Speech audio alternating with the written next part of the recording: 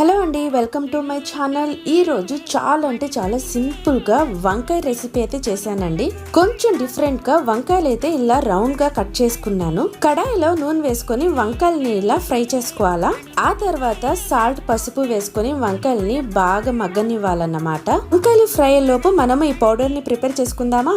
తెల్ల నువ్వులు 2 table spoon, ధనియాలు 1.5 టేబుల్ స్పూన్, వెల్లుల్లి 7 నుంచి 8, జీలకర్ర ఒక 1/2 టేబుల్ స్పూన్, కారం రుచికి తగినంత, ఉప్పు రుచికి తగినంత వేసుకొని పౌడర్ లా గ్రైండ్ చేసి పక్కన పెట్టేయండి. ఒక కడాయి తీసుకొని 2 టేబుల్ స్పూన్ నూనె వేసుకొని ఇందులో చనాదాల్, ఉరద్ దాల్, ఆవాలు, జీలకర్ర 1.5 టేబుల్ స్పూన్ వరకు అయితే వేసుకోండి. ఎండుమిర్చి 2 నుంచి 3 వేసుకోండి. కొంచెం కరివేపాకు వేసుకొని ఫ్రై చేసుకోండి. ఆ తర్వాత సన్నగా కట్ చేసిన ఉల్లిపాయ కూడా ఒకటి వేసుకొని బాగా ఫ్రై చేసుకోండి. ఇందులో వంకాయలు వేసుకొని బాగా కలిపేసి మనం గ్రైండ్ చేసి పెట్టుకున్నాం కదా పౌడర్, అది కూడా వేసుకొని లాస్ట్ లో వచ్చి కొంచెం కొత్తిమీర వేసుకొని ఒక 2 నిమిషాలు అన్నమాట వేయించుకొని తింటే అబ్బా సూపర్.